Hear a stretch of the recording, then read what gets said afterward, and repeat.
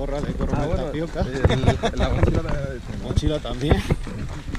6 o 7 litros de agua, no sabemos por qué. No. Tampoco quiero preguntar qué hizo anoche. El resto es ginebra.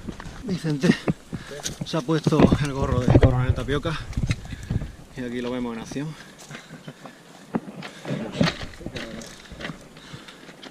Si hay alguien en la cumbre que nos tire una foto, yo diré que no lo conozco. Ando ya, sí. A mí no te arrimes, Ni tú a mí, cabrón.